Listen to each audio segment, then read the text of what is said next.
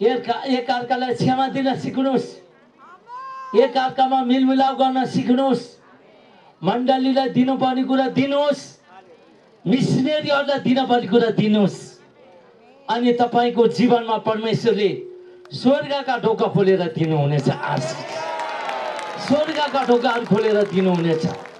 हालेलुया, हालेलुया। हाम्रो परमेश्वरलाई जोरदार ताली। ल आउनुहोस्। 2 इतिहास 7:14 मा हुन्छ। दोस्रो इतिहास 7:14 यसरी लेखेको छ यहाँ, यदि मेरो आफ्नै नाउँ दिएको प्रजाले आफैलाई नम्र पारेर प्रार्थना गर्छ, आफैलाई नम्र पारेर होछिएर प्रार्थना गर्छ र मलाई खोजेर आफ्ना दुष्ट चालबाट फर्कन्छ, अब मलाई खोजेर दुष्टै चालबाट फर्कन्छ, तब म स्वर्गबाट तिनीहरूको प्रार्थना सुन्नेछु, बल्ल ती मानिसहरूको प्रार्थना म स्वर्गमा सुन्नेछु र तिनीहरूका पाप क्षमा गर्नेछु, अनि बल्ल तिनीहरूका पापहरू हरेक पापहरू क्षमा दिनेछु, र तिनीहरूको देशलाई म स्वास्थ्य पार्नेछु, म तिनीहरूको देशलाई निको पार्नेछु, निरोगी बनाउनेछु, स्वस्थ पार्नेछु। ताली दिनु। 2 इतिहास 7:14 तपाईँ मलाई के सिकाउँछ? तपाईँ मैले बुझ्नुपर्छ। पर्दा भनेको चाहिँ को थाहा छ? पर्दा भनेको रैती पनि भन्छ, जनसमूह पनि भन्छ, र बाइबलले आधारमा चाहिँ परमेश्वरको पर्दा, परमेश्वरको सन्तान, परमेश्वरको चाहिँ छोराछोरी भन्छ। आमेन भन्नुहोस्।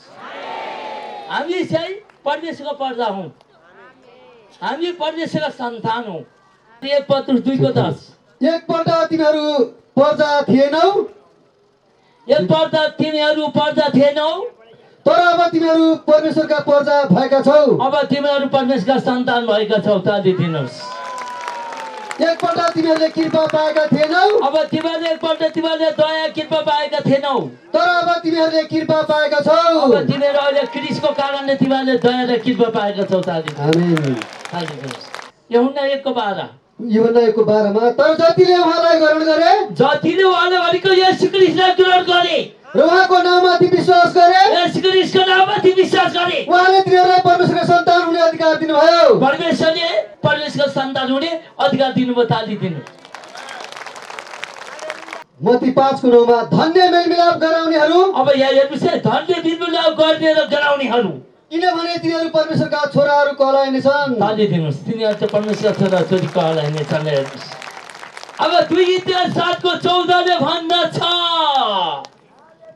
मेरा प्रजाहरू को हुन्? ख्रीष्ट येशूलाई विश्वास गर्नेहरू। मेरा प्रजाहरू को हुन्?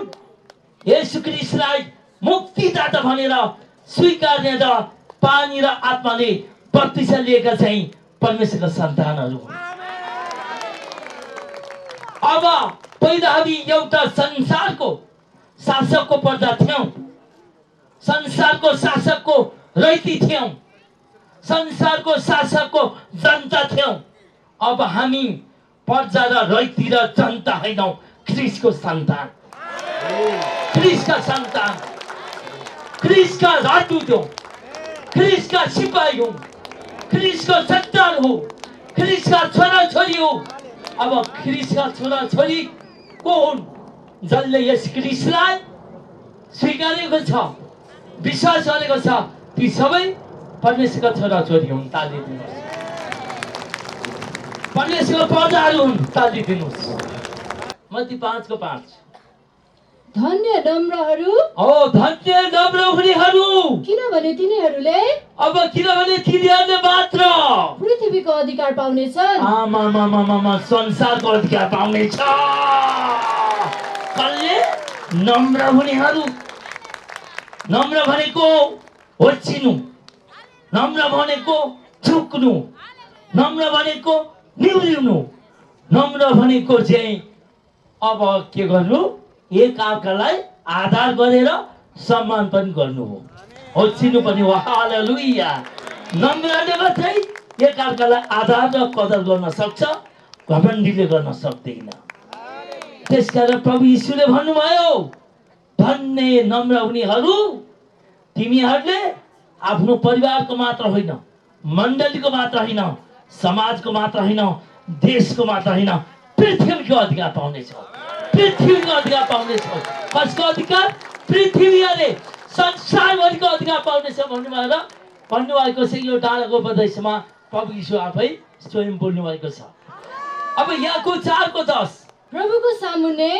प्रभुको सामुन्ने आफूलाई विनम्र तुल्याऊ। अब आफूलाई नम्र तुलाऊ र उहाँले तिमीहरूलाई उहाँले भनेको परमप्रभु परमेश्वरले यसुले तिमीलाई उच्च पार्नुहुनेछ। उच्च श्रेष्ठ पार्नुहुन्छ। ताली दिनुहोस्। हेर्नुहोस्, नम्र हुनेले संसार अधिकार पाउनेछ। नम्र हुनेले होचिन पर्ने छैन, परमप्रभुले उच्च पार्नुहुनेछ। नम्र हुनेहरू पुछार होइन शिर हुनेछन्। नम्र हुनेहरू फेदैन टुप्पो हुनेछन्। नम्र हुनेहरू हार्न पर्ने छैन, विजय हुनेछन्। विजय हुनेछन्। अब त्यसरी नै हितोपदेश 22:4 अन्तिममा है दुईटा टपिक सकिन्छ। यहाँ नम्रता र परमप्रभुको भयले हेर्नुहोस् त, नम्रता र परमप्रभुको डर र भयले धन, पैसा, धन, मान, इज्जत र जीवन ल्याउँछ र कहिले नाश नहुने अनन्त जीवन र स्वस्थको जीवन ल्याउँदछ। ताली दिनु न प्रभुलाई। हालेलुया। है, अब यसका बारेमा अलिकति केही कुराहरू गर्छु। अब यहाँ के भनेको छ? धन्य नम्र हुनेहरू तिनीहरूले पृथ्वीको अधिकार पाउनेछन्। धन्य नम्र हुनेहरू तिनीहरू उच्च पारिनेछ। धन्य नम्र हुने र परमप्रभुको डर र भयमा आज्ञाकारितामा र पवित्रतामा हिँड्ने व्यक्तिहरू अब तिनीहरूले धन पाउनेछन्, इज्जत पाउनेछन्, कहिले नाश नहुने जीवन पाउनेछन्। स्वर्गको धन, पृथ्वीको धन, स्वर्गको इनाम, पृथ्वीको इनाम अब तिमीहरूले पाउनेछ। कसले? नम्र हुनेले, होचिनेले, निहुरिनेले, झुक्नेले मात्रै यो अधिकार पाउँछ। घमण्डी पतनमा जान्छ, नम्र चाहिँ विजय भएर जान्छ। लुका 6:45 अब त्यहाँ के भनेको छ? दुष्ट हुन्छ। लुका 6:45 असल मानिसले आफ्नो हृदयको असल भण्डारबाट असलै थोक निकाल्दछ। असल मानिसले आफ्नो हृदयको भण्डारबाट असल र जे आदरणीय छ, जे पवित्र छ, त्यही कुरा निकाल्दछ। र दुष्ट मानिसले आफ्नो हृदयको दुष्ट भण्डारबाट दुष्ट थोक नै निकाल्दछ। अब दुष्ट मानिसले, दुष्टै काम गर्ने मानिसले आफ्नो हृदयमा जे अशुद्ध छ, जे अपवित्र छ, जे दुष्ट कुरा छ, त्यही कुरा निकाल्दछ। किनकि जुन कुराले हृदय भरिएको हुन्छ, अब जुन कुराले हृदय भरिएको छ, मानिसको मुखबाट त्यही निस्कन्छ। मानिसको कुराबाट, मानिसको मुखबाट त्यही निस्कन्छ। ताली दिनुहोस् प्रभुलाई। अब दुष्ट भनेको के हो? सुन्नुहोस्, अर्कोलाई दुःख दिने, छुच्चो बन्ने, छुच्च हुने, अर्कालाई देख्न नसक्ने, अर्काकै आलोचना गर्ने, दुष्टै मात्रै काम गर्ने, अरूलाई मात्रै दुःख दिने, त्यसलाई चाहिँ दुष्टै काम गरेको भनिन्छ। त्यसकारण प्रभु यीशुले भन्नुभयो, दुष्ट विचार लिएका व्यक्तिहरूमा दुष्टै कुराले भरिएको हुन्छ, तर असल कुरा लिएका व्यक्तिहरूमा असल कुराले भरिएका हुन्छन्। पहिलो यूहन्ना 3:12 खुसी हुनुहुन्छ? हुन्छ। पहिलो यूहन्ना 3:12 कैन जस्तो नहो, कैन जस्तो नहो जो शैतानको थियो। अब त्यो चाहिँ दुष्ट दियाबलसको थियो। उसले आफ्नो भाइको हत्या गर्यो। त्यसले आफ्नो भाइको हत्या गर्यो। उसले आफ्नो भाइको हत्या किन गर्यो? किन उसले आफ्नो भाइको हत्या गर्यो? किनकि उसका आफ्ना कामहरू दुष्ट थिए। उसका काम त दुष्टै गर्ने काम थियो। अनि उसको भाइका कामहरू चाहिँ धार्मिक थिए। उसका भाइका काम चाहिँ धार्मिक र आदरणीय र पवित्र थियो। ताली दिउँ। हालेलुया। है ल हेर्नुस् त यहाँ पहिलो यूहन्ना 3:12 भन्दछ, कैनले भाइलाई मारिदियो किनभने कैनमा चाहिँ दुष्टले भरिएको थियो, दुष्टैले चलाइएको थियो। त्यही दुष्ट देवलसले धर्मी भाइलाई मारिदियो। प्रियहरू, आज यसको उत्तर पछि पाउनुहुन्छ। भन्नुहोस् एउटा अझै फेरि मत्ती 6:14 र 15 पढ त। किनकि तिमीहरूले अब किनकि तिमीहरूले मानिसहरूको अपराध क्षमा गर्यो भने जब तिमीहरूले अरूको अपराध क्षमा गर्यौ भने तिमीहरूका स्वर्गमा हुनुहुने पिताले पनि तिमीहरूका स्वर्गमा हुनुहुने पिताले पनि तिमीहरूलाई क्षमा गर्नुहुनेछ। तिमीहरूलाई क्षमा गर्नुहुनेछ। ताली दिनुहोस्। तर तिमीहरूले मानिसहरूको अपराध क्षमा गरेनौ भने अब तर तिमीहरूले मानिसहरूको अपराध क्षमा गरेनौ भने तिमीहरूका पिताले तिमीहरूका अपराध क्षमा गर्नुहुने छैन। तिमीहरूको अपराध पाप क्षमा हुने छैन। एफएसी 4:32 मा पाउलले भन्दछन्, जसरी परमेश्वरले क्रुसमा तिमीहरूलाई क्षमा गर्नुभयो त्यसरी नै एउटाले अर्कालाई क्षमा गरेर तिमीहरू एक अर्काप्रति कोमल मनका र दयालु हौ। ताली दिनुहोस्। हामीले अरूको क्षमा गर्छौँ भने हाम्रो पनि क्षमा हुन्छ। परमेश्वरले क्षमा दिनुहुनेछ। अनि अरूको क्षमा गरेन भने हामीलाई पनि परमेश्वरले क्षमा दिनुहुन्न। त्यही हाम्रो लागि क्षमा दिनको लागि येशू ख्रीष्टले क्रुसमा बलिदान दिनुभयो। अब क्षमा पाएकाहरूको हृदय कोमल हुनु पर्यो, दयालु हुनु पर्यो, नम्र हुनु पर्यो। ताली दिउँ है। अब अर्को अन्तिम है त। अब 7:14 यदि मेरो आफ्नै नाउँ दिएको प्रजाले मेरो सन्तानले भन्छु अब चाहिँ है आफैलाई नम्र पारेर प्रार्थना गर्छ, अब आफैले नम्र पारेर होछिएर निहुरिएर प्रार्थना गर्छ र मलाई खोजेर आफ्नो दुष्ट चालहरूबाट फर्कन्छ, अब स्वर्गीय पिता परमप्रभु परमेश्वरलाई खोजेर त्यो दुष्टै काम गरे चालबाट जब फर्कन्छ तब म स्वर्गबाट तिनीहरूको प्रार्थना सुन्नेछु, अब म स्वर्गबाट तिनीहरूको प्रार्थना सुन्नेछु र तिनीहरूको पाप क्षमा गर्नेछु, अब तिनीहरूको पाप क्षमा गर्नेछु र तिनीहरूको देशलाई म स्वस्थ पार्नेछु। तिनीहरूको देशलाई म स्वस्थ पार्नेछु। ताली दिनु।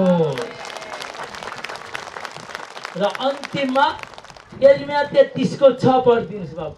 यिर्मया 33:6 यसरी लेखेको छ, तापनि म त्यसमा स्वस्थ र आरोग्यता ल्याउनेछु, तापनि म त्यसमा स्वस्थ र आरोग्यता आराम ल्याउनेछु, म मेरो प्रजालाई निको पार्नेछु, म मेरो प्रजा मेरो सन्तानलाई म निको पार्नेछु, अनि प्रशस्त शान्ति र सुरक्षा भोग गर्न दिनेछु। अब शान्ति र सुरक्षा भोग गर्न दिनेछु। ताली दिनु प्रभुलाई। हालेलुया। ल परमेश्वरको वचनलाई एकचोटि जोडतो ताली दिउँ है। ल ठिक छ। दोस्रो इतिहास 7:14 सुरुमा हामीले पर्दा को भनेर हामीले सुन्यौँ। संसारको शासकको चाहिँ मानिसहरूलाई जनतालाई पर्दा भन्थ्यो। तर अब हामी संसारको शासकको पर्दा होइन, मुक्तिदाता येशू ख्रीष्टको पर्दा हो। सृष्टिकर्ता परमेश्वरको सन्तान हो। खोइ आमेन भनेको। हामी को भने अब परमेश्वरको सन्तान हुने हक र अधिकार कसरी दिनुभयो? ख्रीष्टको रगतद्वारा पाइयो हामीले। उहाँको रगतले हामीलाई सित्तैमा किनिदिनु भयो। उहाँको कोर्नको चोटले सित्तैमा निको पारिदिनु भयो। उहाँको कोर्नको चोटले हामीलाई स्वस्थ पारिदिनु भयो। उहाँको रगतले हामीलाई पवित्र बनाइदिनु भयो। उहाँको रगतले हामीलाई शुद्ध बनाइदिनु भयो।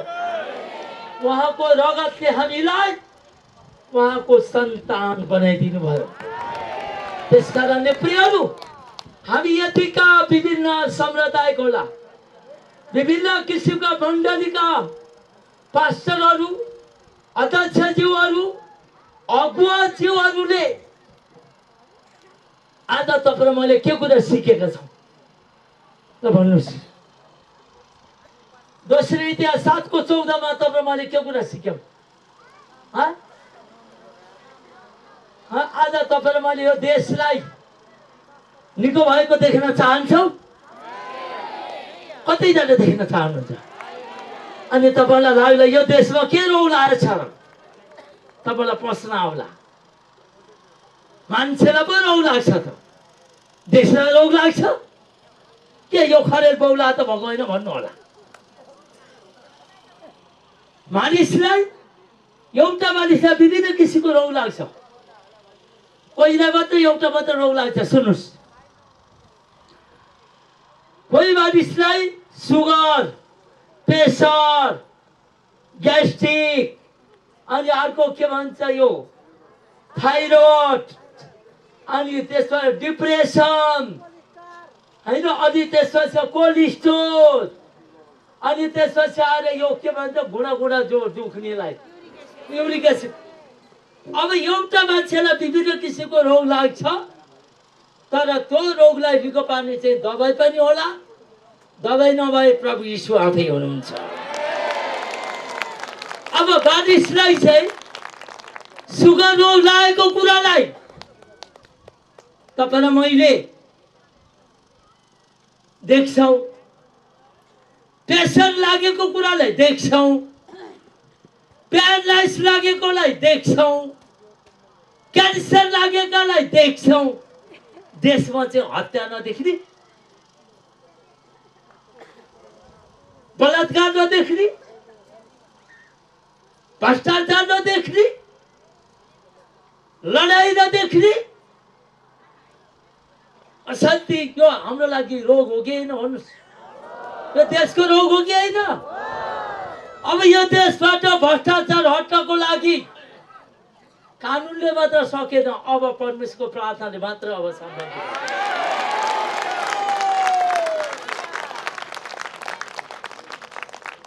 अब यो देशको बलात्कार, यो देशको व्यभिचार, यो देशको लडाई, यो देशको फुट, यो देशको झगडा, यो देशको एकअर्कालाई इन्कार गर्ने कुरा चाहिँ हाम्रो देशमा ठुलो रोग लागेको छ। अहिले त संसारका मानिससँग होइन, मण्डलीभित्र पनि यो रोग लागेको छ, समाजभित्र पनि रोग लागेको छ। कसरी लागेको छ भन्नु न?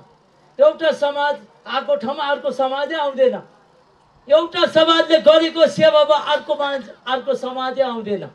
त्यो रोग हो कि होइन? हो कि त त्यति मात्रै भन्नुहोस् है।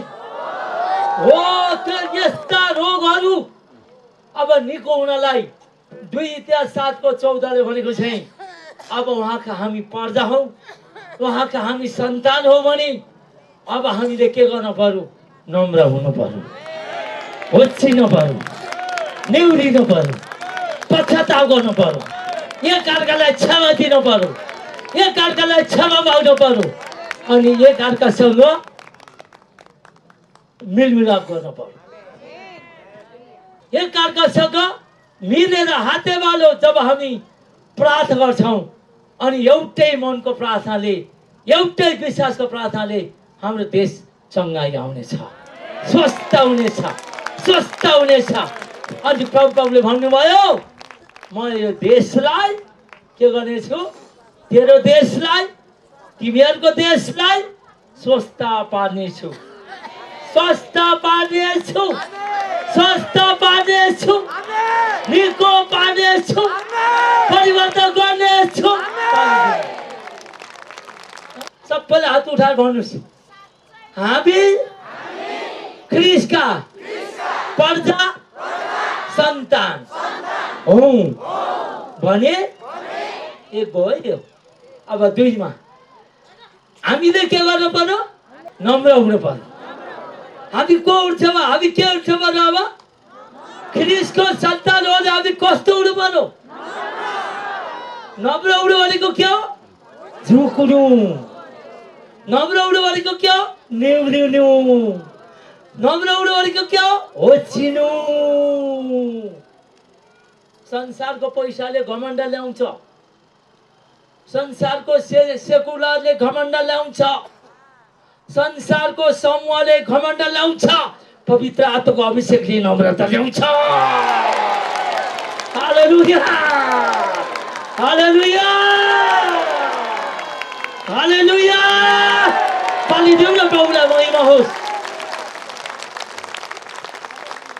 घमण्डले नम्र कहिले पनि मन पराउँदैन भनेको अर्थ दुष्टले धर्मीलाई कहिले मन पराउँदैन याद गर्नुहोस् त्यहाँ कैनले भाइलाई मारेको आज मण्डलीभित्र पनि कहिले कहिले एउटा विश्वासीले अर्को विश्वासीलाई मारिरहेको छ शरीरमा होइन आत्मामा त्यो विश्वासीको आचरण र नैतिक चरित्र त्यो अनाज्ञाकारिता र त्यसका शब्दले गर्दाखेरि मण्डली जान छोडेका छन् आज तिनीहरू व्यवसाय भएका छन् र सिङ्गो देशका हाम्रा प्रिय जनताहरू प्रिय मानिसहरू आज ख्रिस्टलाई नपाएर बजारिरहेका छन् अब कैनको उद्देश्य होइन धर्मी जन भाइको उद्देश्य बोकेर हिँड्नुपर्छ धर्मी जन भाइको धर्मी जनको हो ख्रिस्ट येशूलाई विश्वास गर्ने धर्मी जन हो अब धर्मी जनले जहिले पनि के गर्छ एकता ल्याउँछ धर्मी जनले के गर्छ जहिले पनि एकअर्कालाई प्रेम गर्छ धर्मी जनले के गर्छ एकअर्कामा मिलमिलाप ल्याउँछ धर्मी जनले के गर्छ एकअर्काको सेवा गर्छ धर्मी जनले के गर्छ एकअर्कालाई क्षमा दिन्छ धर्मी जनले के गर्छ जहिले पनि स्वर्गीय कुरालाई व्याख्या गर्छ र धर्मी जनले गरेको प्रार्थना शक्तिशाली र प्रभावकारी हुन्छ शक्तिशाली र प्रभावकारी हुन्छ शक्तिशाली र प्रभावकारी हुन्छ त्यसले गरेको प्रार्थनाले रोगी बिमारी निको हुन्छ त्यसले गरेको प्रार्थनाले स्वर्गका ढोकाहरू खुल्छ प्रिय जब परमेश्वरले मलाई छुनुभयो म निको भएँ म निको भइसकेपछि मैले चुप लागेर बसिनँ हरेक ठाउँमा ख्रिस्टको सुसन्देश सुनाउँदै हिँड्न थाले जति सुसमाचार सुनाउँदै गयो त्यति शक्ति आयो जति सुसमाचार सुनायो त्यति चङ्गाई आयो जति सुसमाचार सुनायो त्यति नै छुटकारा आयो सताबाट आयो विरोध आयो